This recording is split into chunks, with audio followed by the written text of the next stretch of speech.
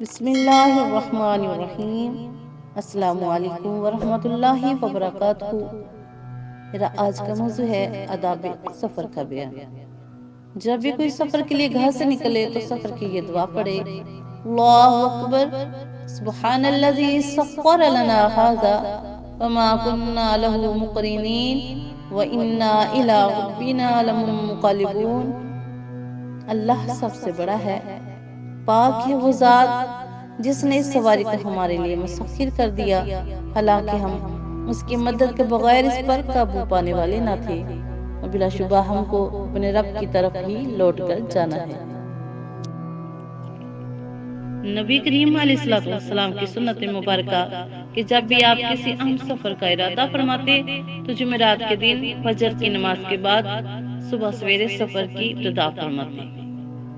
صبح سویرے سفر کرنا مبارک ہے، ظہر کے بعد سفر کرنا بھی نبی کریم علیہ السلام سے ثابت ہے۔ آپ نے حجۃ الوداع کے سفر کی ابتدا ظہر کے بعد فرمائی۔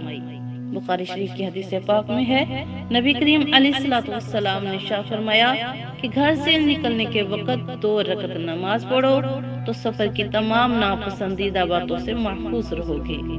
آپ نے تنہا سفر کرنے سے منع فرمایا۔ آپ نے ارشاد فرمایا کہ تنہائی کی خرابیوں کو جو کچھ میں جانتا ہوں، اگر دوسرے لوگ جانتے تو کوئی سوار رات کو تنہا نہ جاتا۔ آپ نے ارشاد فرمایا کہ 1 سوار 1 شیطان، 2 سوار 2 شیطان اور 3 سوار جماعت ہے۔ فرمایا کہ اگر سفر میں 3 ہو تو ایک کو امیر یعنی کہ سردار بنا لے۔ بہتر ہے کہ سفر سے پہلے کوئی رفیق کے سفر تلاش کر لیا جائے تاکہ وہ ضرورت کے وقت مددگار اور سامان کا محافظ ہو۔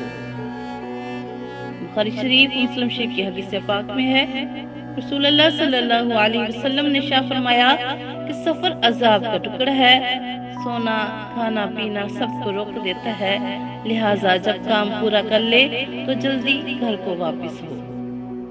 آپ نے ارشاد فرمایا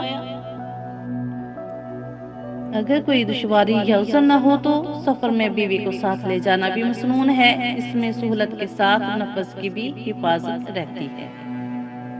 سفر سے واپسی پر گھر والوں کے لیے کچھ ہدیہ یا تحفہ لانا بھی مسنون ہے۔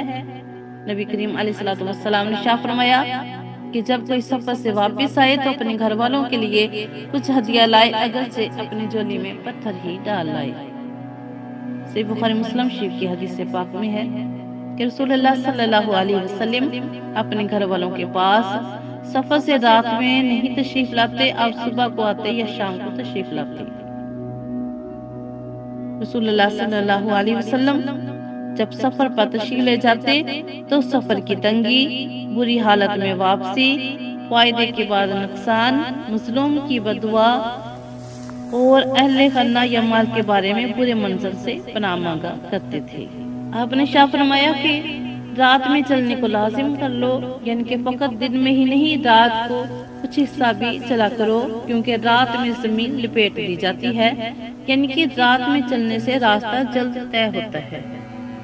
سفر میں جانے والے سے دعا کی درخواست کرنا بھی ثابت ہے، اس لیے کہ مسافر کی دعا قبول ہوتی ہے۔ اللہ تعالیٰ سے دعا ہے کہ اللہ رب العزت ہم سب کو نبی کریم علیہ السلام کے بتائے ہوئے طریقے کے مطابق سفر کرنے کی توفیق عطا فرمائے اور تمام سنتوں پر عمل پیرا ہونے کی توفیق عطا فرمائے۔ آمین۔ وما علینا الا البلاغ المبین۔ جزاک اللہ خیر۔